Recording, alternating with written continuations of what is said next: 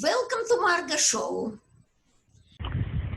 Today we're going to introduce the sculptor Emil Silberman.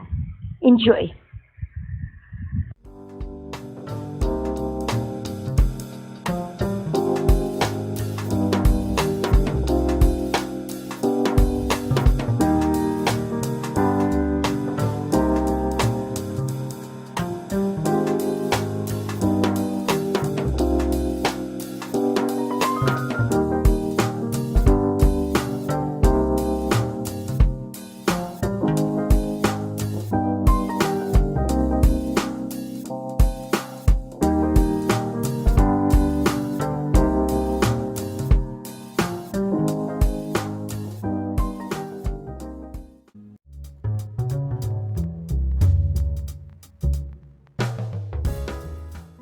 Early on in life, I somehow knew that I cannot be very true to my art if I actually go and make a career of it, because I felt that I probably will be falling for the market and for the needs to do things people like. My name is Emil Silberman, and I'm a sculptor. You are in the basement of my house where I store some of the sculptures. Now, as far as the works and the pieces that I make, all of them have some sort of story and understanding, and without maybe a little introduction, it's actually difficult to enter it. I became also an emergency room doctor because that's where all the action is, and I guess I'm a little bit of adrenaline junkie. But all I was sculpting at the beginning, few years of working in the emergency room, is death. I started this piece.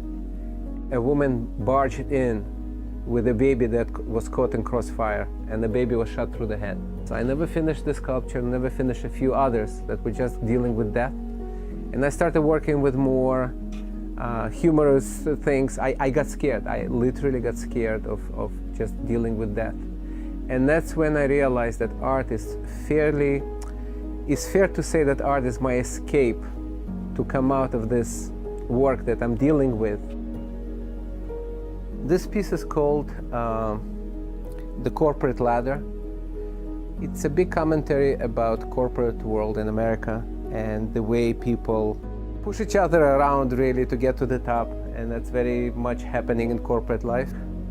And if you see, there is a bucket of fallen heads in there, so that's a corporate ladder. This piece over here is called A Man Who Had Everything except could not get a phone call from his granddaughter. I actually met a person like that is very well he is very well established and very successful man, but unfortunately has awkward relationship with family, and he cannot get a phone call from his granddaughter. Classical Russian art had huge influence on me. It's very rich in expression and quest to understand the human nature, the inner spirit of a person, and that always had appealed to me. As I went through life, I developed several styles. You know, I had worked in plaster, then I did installation work, woodwork, metal. But no matter what technique I use, and today I probably command half a dozen to a dozen techniques, the idea what I want to say and what I want to express is actually always the most important one. I just have like different ways or different languages to say it, that's all. I sculpted a big piece called Striptease, but it was really more about the guys and their state of mind than really the woman undressing, and the way a female form and a nudity actually controls men. I had chosen the study of Kabbalah, which really gave me tremendous understandings about life, about forces that affect life. And I studied this, and I continue to study this, and a lot of those lessons and understandings made it to my art. Pharaoh, who was devastated only after really personal injury had taken place and his son died, so only then he was completely dismantled, and the most powerful man on earth at the time, completely dismantled is that sculpture. I never understood this, and I kept those two worlds, the medicine and art, separately, until one day those things just basically connected to each other, and I realized that I actually need both of those worlds to do a balance. Sometimes when I don't even know what to do, I would just come here and I just do faces, like, you know, and somehow my mood comes through those faces. Interesting.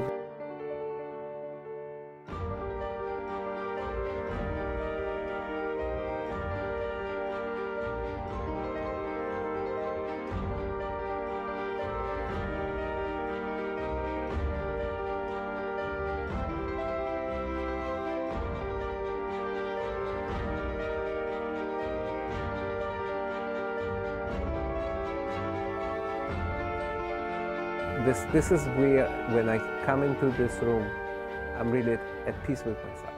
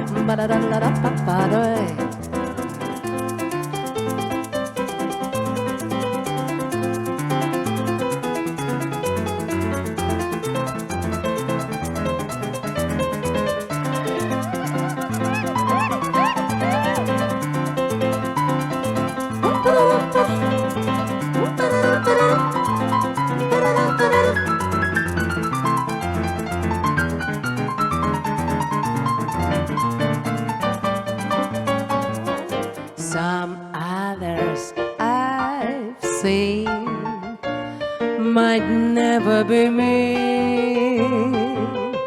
might never be cross, try to be boss, but they wouldn't do for nobody else.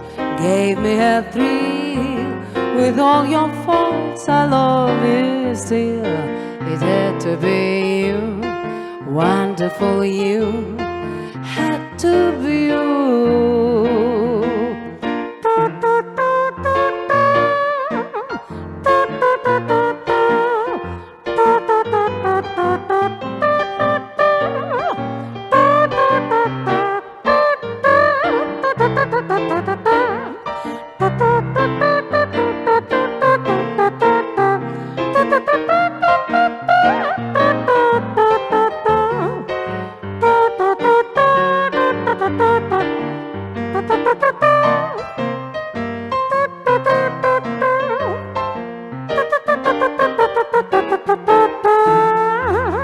I can think about you, you can think about me just like me.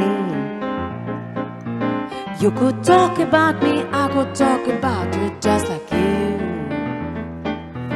I wish I had listened when my mama told me I shouldn't be leaving you. So I guess you were just pretending, baby. I just can't believe that it's true. Jump around, dance, little mouse, smile loud, sing, little mouse, you're my favorite little girl. When you're near, little mouse, I am so, little mouse, happy as one could be at all. Let's trouble be away. Have only sunny days in this world. little mouse said and called, little mouse, I love you, little girl.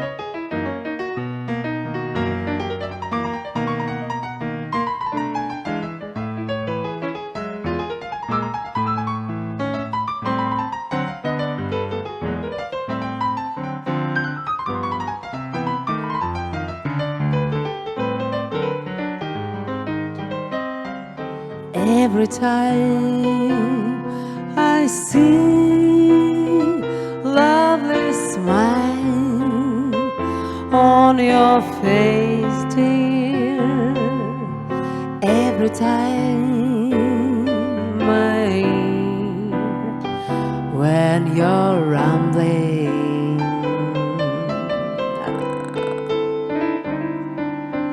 every time I feel your sweet touch when you're near, every time when you meadow and green,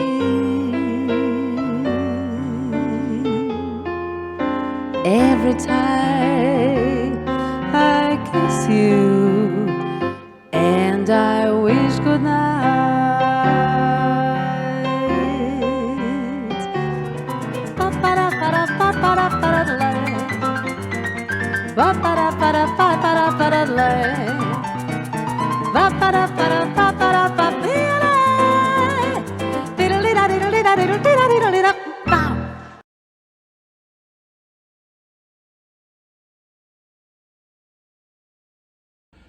The good news is that Russian Vodka Room is open now, and we are playing there every week.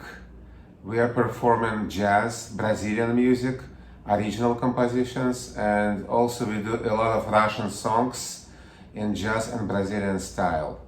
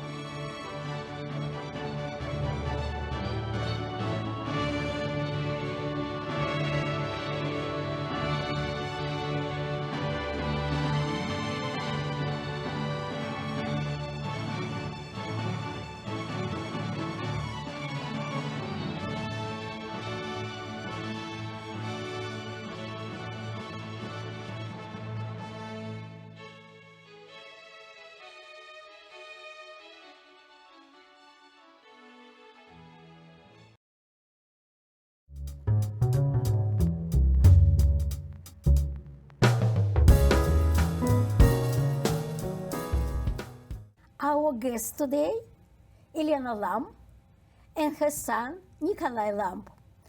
Yelena Lamm, she's an artist, she's illustrator, and she's a graphic designer. Nikolai, what he's doing dolls, and you're doing this is your images on Yes, this? the artwork on the packaging is all mine. So yes, this is my son. That's his business, the Lemily doll company. This is Nikolai's business. How I help him, that's a combination of, I guess, my skills as an artist, illustrator, and graphic designer, because I created images and also designed all packaging for all the dolls he's doing. So here we go. There's the doll, but Nikolai will tell more about the dolls. I will tell more about Okay, tell us a illustrations. little bit now about your doll. Okay, talk Oh, about the so, dolls. so you're probably wondering, like, what's a guy doing, with dolls? Well, so I was shopping for a doll for a niece of mine in 2013, and Show this. Yeah, we're so so- beautiful. so I was shopping for. I'm gonna, tell how how it was all founded. So I was shopping for a doll for a niece of mine in Target in 2013, and then I was wondering, Barbie has been criticized a lot, like she's unrealistic. So I'm like, it's 2013. Surely it can't be that hard to make a doll with realistic body proportions. So then I did a Kickstarter or a crowdfunding for a realistically proportioned fashion doll. It went really well. We got over 20,000 pre-orders, so 500,000 in pre-orders.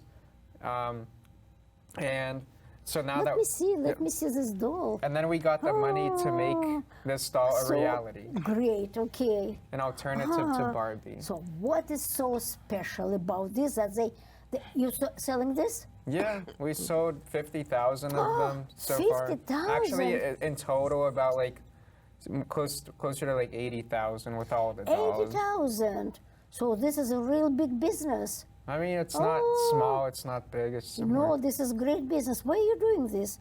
In your studio? You have a studio? You have special place? Oh, so, I mean, the dolls are manufactured in China, and I know people are like, oh, China, terrible, but, bottom line, it's impossible to manufacture in the Right. U.S. because of the costs here. Right. And the way these dolls are made, it's basically, like, for example, this doll here, it can also move its knees, its elbows, its hair is super like an action soft. figure. Yeah, so it's kind of like an action figure. We really wanted to focus on what the doll does instead of what the doll looks like. And so basically what makes this special is that it's, and I know I'm biased, but it's the most realistic fashion doll you can get. And Who is doing dresses for your doll? oh, so it's kind of like a collaborative effort between me, my mom, and like a couple other Oh people. boy, I would like to have this kind of dress for myself. Oh, it's She like, has many more outfits. yeah, I mean, I We think don't you have them may, here, but there are like many more outfits. this is one of our newer dolls. You may like her outfit a little better. It's kind of colorful. It is colorful, yes. I like this outfit. So, where are you selling this? Oh, it's Online? only, Or yeah. you're selling this, you have a store, you have a special place in Pittsburgh where you're selling? How people can find it? Oh, You it's- advertise? So it's all online. Some people are like, oh, when is it coming on toy shelves? And I'm like, oh, never, because, retail is Let kind me of see this dying girl. off. So it's all online at lamely.com. Nice shoes. Oh boy. So they're really special because I never look at the doll, but they're special. This is different from Yeah. another doll that's selling in the store. Yeah, because it's actually an interesting story. So when we released this particular doll in 2014, there was nothing like it on the market. This was the only realistically proportioned fashion doll. And then Mattel came out with a competing product in 2016. They made curvy, tall, and petite Barbie. In Time magazine, they said that Lamely, it helped influence their decision. So, in effect, all the people who pre-ordered this doll, they helped influence a $3 billion industry. So, Unbelievable. and even though Mattel made a competing product, they released curvy. So they used to have original Barbie, not realistic at all. So now they have curvy, tall, and petite Barbie, a great effort. And I like what they did, but it's still very stylized in the proportions. But this is made according to the average proportions of the average 19-year-old American woman. So it's pretty much as close as you can get to a human person.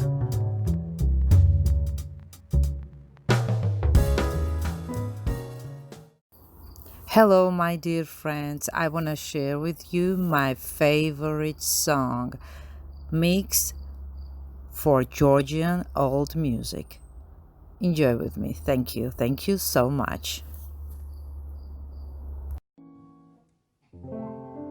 ვინათ გვარო ცხოვრების გზა დიდია ერთი ბეწო סצר פחו חידיה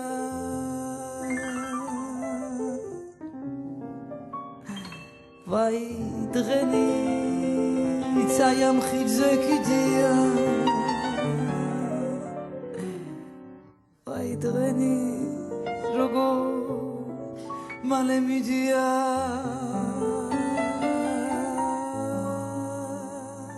אחר גורי אחר גזר דבי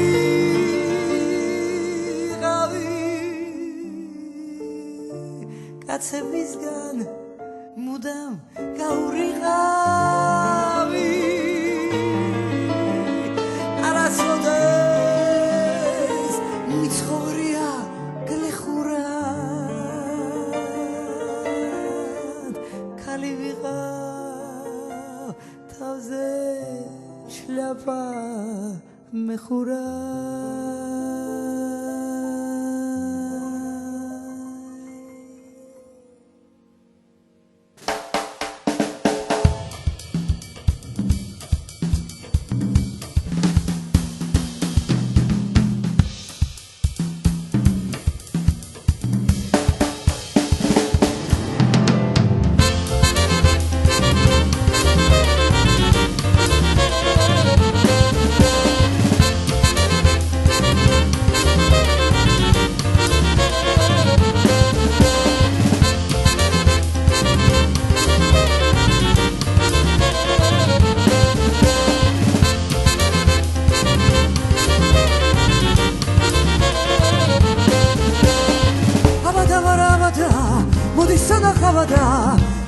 შენი ჯირიმე თუ არა მოხვალ მოვკვდები დამშები პირშავა და შავთვალები შირიმე თუ არა მოხვალ მოვკვდები დამშები პირშავა და შავთვალები შირიმე